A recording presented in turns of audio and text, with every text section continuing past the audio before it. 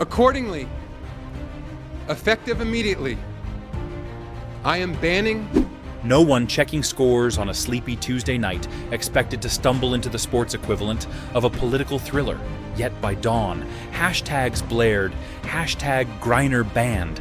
Headlines shouted that Adam Silver himself had signed off on it, and a single Instagram story from Sophie Cunningham seemed to prove the whole thing true.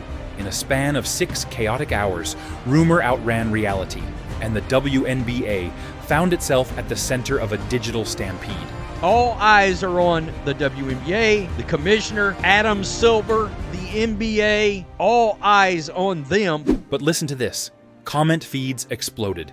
Finally, accountability versus typical clickbait nonsense. And through the din rose one burning question. Why was Sophie Cunningham, the league's loudest defender of rookies, the first to pour gasoline on the fire? That question launches our deep dive, a saga that starts with a grainy Facebook post, spirals into talk show theatrics, drags in boardroom whispers, and ends, for now, with the WNBA confronting a mirror it can't quite escape. Strap in. Every section unlocks a new layer. Shortly after midnight Eastern, a little-known Facebook page called Game Day Tribune dropped an image. Griner's headshot splashed with a crimson banned stamp, and a claim she'd been exiled for berating officials and endangering player safety. The post cited league sources, yet linked to no press release, no tweet, nothing. Within 20 minutes, copy and paste pages reproduced it verbatim, each adding micro changes to dodge the platform's duplicate content filters. It gets crazier. Twitter's trending bar, already primed for outrage, spotted the phrase lifetime ban. An influencer with 1 million followers tweeted, "If true, this is bigger than Ja Morant's fiasco." Retweets mushroomed, and by 2 a.m., the seed had become folklore. Fans debated length, legality, and morality of a punishment that did not exist. Just days earlier, Griner's Atlanta Dream had edged the Dallas Wings 92-88, but all anyone remembered was the third quarter meltdown.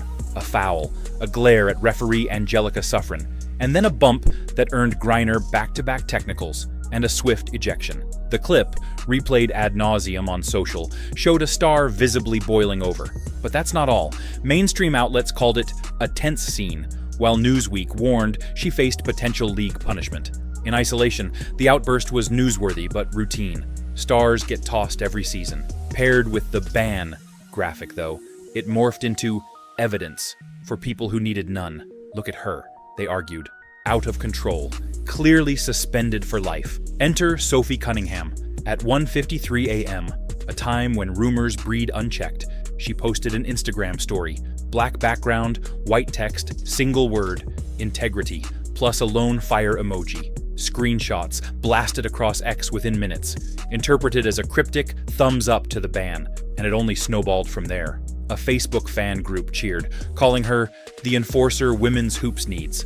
Cunningham never named Griner. She didn't have to. Context did the heavy lifting. YouTube thumbnails proclaimed "Sophie confirms," while TikTok loops dissected the story's font choice. The algorithm feasted on ambiguity. To understand why her post resonated, you need the Cunningham backstory. At Missouri, she was the SEC's fearless flamethrower, diving for loose balls, jawing at crowds, unapologetically Christian, yet happy to trade elbows. In the pros, she morphed into the Fever's unofficial bouncer, one of the first veterans to shield Caitlin Clark from bruising screens and welcome to the league hacks. But hang on, there's more. That protector role cost her.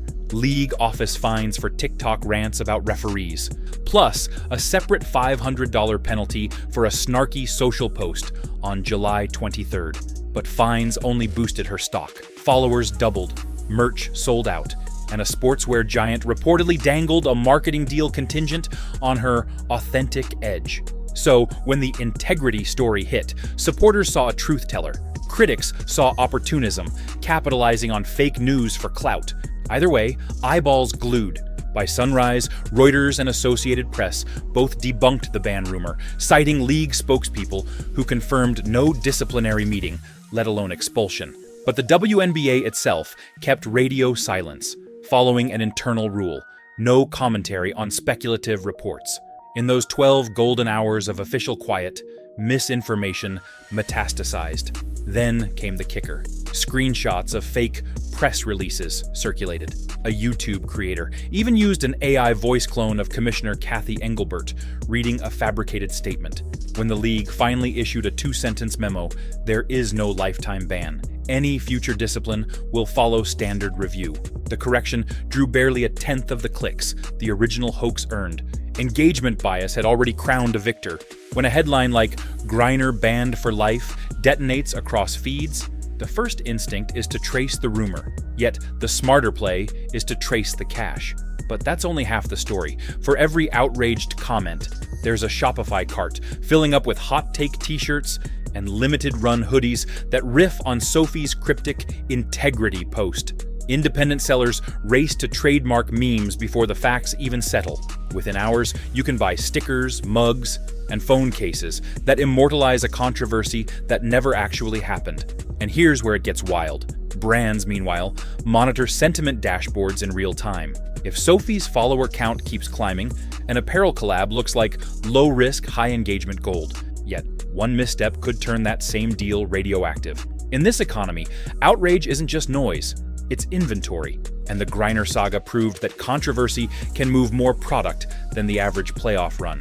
Sources close to the dream say players resorted to gallows humor. One joked that Griner should print the ban headline on a t-shirt and wear it to shoot around. That levity masked real fatigue. Coaches fielded non-stop calls from AAU parents, sponsors, even foreign clubs. Is Brittney really barred? Should we worry about image risk? And it got heavier behind the scenes.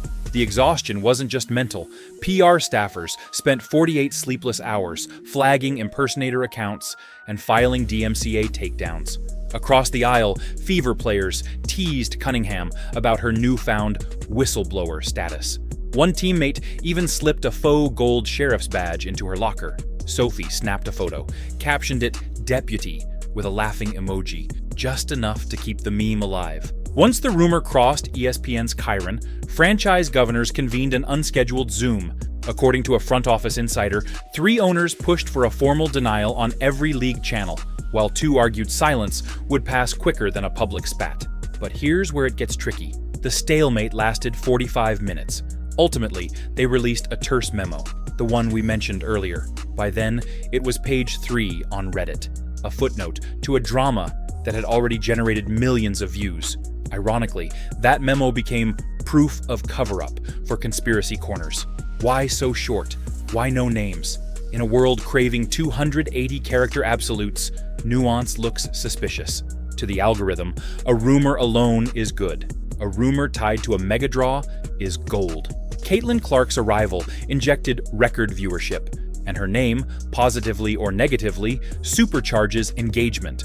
Early season bumps and elbows toward Clark birthed the narrative of veterans bullying a cash cow rookie. Cunningham's very public protection of Clark slotted her into the hero role. Griner, by contrast, got painted the villain when a hot mic allegedly caught her using an ugly slur, an audio clip later deemed inconclusive, but not before racking up 3 million plays on X. Thus, the ban rumor found fertile soil. Fans inclined to defend Clark leapt at a narrative where the bully got her comeuppance. Skeptics smelled misdirection but clicked anyway, just to rage comment. By day 3, generative AI tools entered the scene. TikTok filters morphed Griner's face onto scenes from The Last Dance, overlaying Michael Jordan's "I took that personally." Another creator used AI voice cloning to fake an ESPN interview, where Silver allegedly said, "We have no place for violence in any league." Viewers argued the audio was clearly doctored, but others downloaded and reposted without context. The WNBA filed takedown notices. Yet for every clip removed, 2 more popped up. Cut shorter, pitch shifted, labeled parody to skirt policy. Brands love engagement, even controversial engagement, as long as it doesn't veer into hate speech. Within a week, Cunningham reportedly inked a limited edition apparel drop. White t-shirts with "integrity greater than popularity" across the chest. Insider talk pegs the upfront payout at mid-5 figures, unconfirmed but plausible given her follower spike. Yet fame's other side reared ugly, DMs flooded with threats. One email used her old college address, and referenced her family farm, forcing the Fever to heighten security at home games. Sophie later told a local station, "People think social media beef is a sport until you're scared to check your phone." That clip got sympathy views, but only a fraction of the clickbait numbers. Memory fades fast online, but 2 seasons ago, Griner sat in a Russian detention cell, an ordeal that nearly ended her career. Those months forged a complicated public image. To some, she's a political pawn turned hero. To others, a magnet for controversy. Trauma experts note that post-detainment athletes often battle anxiety spikes under bright light scrutiny. Combine that with her decreased averages, down 5 points and 2 boards versus her 2021 peak, and you get a simmering tension fans can't ignore. Privately, sources say Griner's inner circle begged her to radio silence the band chatter, fearing any comment would legitimize it. She complied. No tweets, no interviews, until game day, when she posted highlight footage of her rookie year dunk with a folded hands emoji. Fans read into that however they liked. Cheryl Miller slotted in on First Take to opine that social media bull grabs more eyeballs than fundamentals, half praising Cunningham's grit while condemning the rumor mill. Sue Bird tweeted a facepalm emoji next to the phrase, "We're better than this."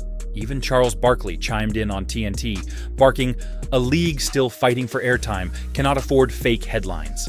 Those heavyweight opinions cooled tempers briefly, but also widened the audience.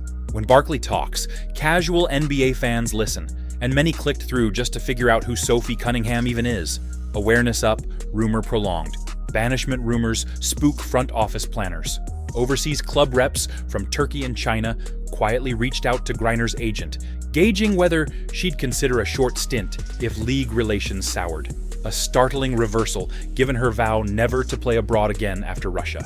Domestic sponsors inserted morals clause addenda for upcoming renewals, just in case the smoke revealed fire. Cunningham, meanwhile, found negotiations easier. Her social numbers justified higher appearance fees. Yet some execs whispered caution. She's 1 tweet away from villain arc. In other words, a rumor cuts both ways. It can crown and curse in a single news cycle. Cognitive science studies show that repeating a claim, even to deny it, cements it in memory. The ban story flooded timelines thousands of times, while the correction surfaced only sparsely. Add confirmation bias. Fans predisposed to think Griner deserved discipline latched on, reinforcing their worldview. Algorithms learned, fed them similar content, and a self-replenishing loop formed. Media literacy advocates highlight this saga as textbook. Low initial evidence, high virality, slow official response, and a polarizing figurehead. Sophie, create a perfect storm.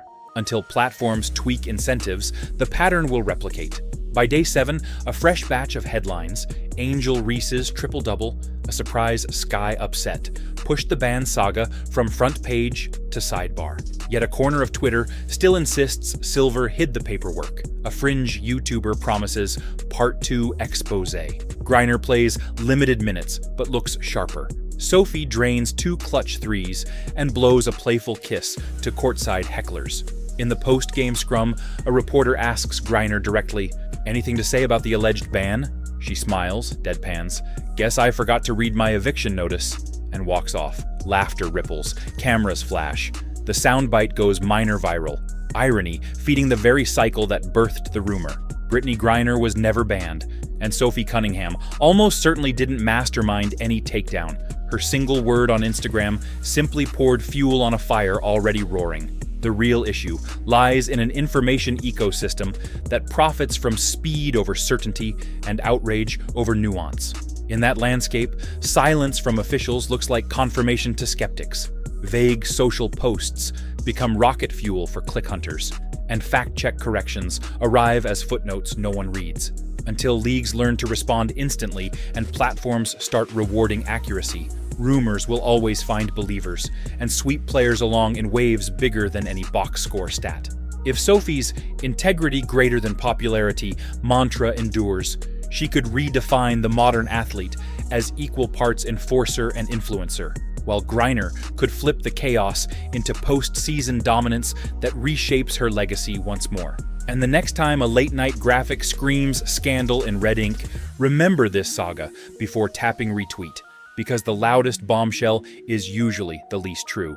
So stay curious, question everything, and never forget, in the perpetual game of clicks, the ball is always live.